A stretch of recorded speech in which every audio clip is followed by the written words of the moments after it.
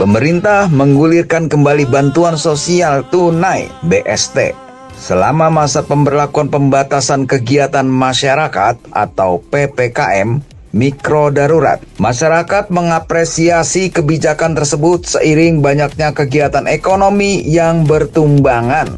PPKM mikro darurat yang diberlakukan tanggal 3 hingga 20 Juli 2021 membuat masyarakat kaget karena aturannya jauh lebih ketat dibandingkan dengan periode lalu. Pembatasan mobilitas juga diberlakukan dengan ketat.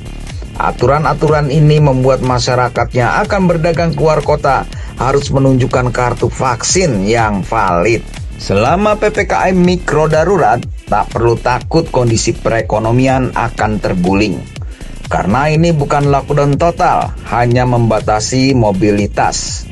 Untuk mengatasi kemungkinan terburuk, maka pemerintah akan mencairkan BST, bantuan sosial tunai lagi pada masyarakat yang membutuhkan. Tujuannya agar mereka bisa terselamatkan ekonominya saat PPKM mikro darurat. Menteri Koordinator Bidang Kemaritiman dan Investasi Luhut B. Panjaitan menyatakan bahwa bansos diberikan lagi untuk membantu masyarakat. Besarannya adalah Rp600.000 untuk 2 bulan. Tujuan bansos adalah agar masyarakat tidak menderita berkepanjangan akibat pandemi COVID. Apalagi ditambah dengan PPKM mikro darurat. Ya, mengapa harus bansos? Pemerintah ingin menolong masyarakat yang kondisi ekonominya lemah selama pandemi. Penyebabnya karena kemiskinan akan membawa ke berbagai masalah sosial baru. Jangan sampai keadaan pandemi diperparah oleh berbagai masalah sosial akibat ketimpangan ekonomi di masyarakat. Jika ada bantuan sosial, maka rakyat akan tenang karena punya pegangan untuk sementara. Sehingga diharap jika mereka menerimanya, perutnya kenyang dan bisa semangat kerja lagi, walau berada di tengah pandemi COVID. Bantuan ini bukan untuk memanjakan rakyat, tetapi merupakan perhatian untuk pemerintah agar mereka tidak mati kelaparan.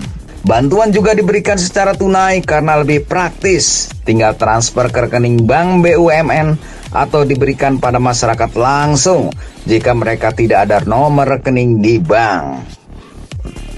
Pemerintah menganggarkan 2,3 triliun rupiah yang akan diberikan pada rakyat yang membutuhkan dan akan disalurkan mulai minggu depan.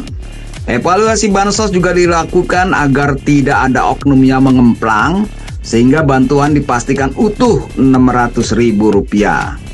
Jika ada yang nekat korupsi walau hanya 25.000 saja, maka ia akan kena damprat Menteri Sosial karena tega menyunat bantuan bagi rakyat miskin. Semoga keadaan Indonesia akan membaik pasca PPKM mikro darurat, sehingga perekonomian akan stabil kembali dan kondisi finansial masyarakat naik lagi. Mereka yang menerima bansos tunai dari pemerintah juga bisa bernapas lega dan mampu bertahan saat PPKM. Dan optimis taraf hidupnya akan naik setelah tanggal 20 Juli.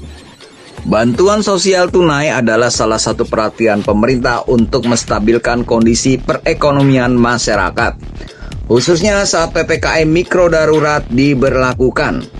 Rakyat akan dibantu karena punya cash dan bisa bertahan hidup walau mobilitasnya agak dibatasi.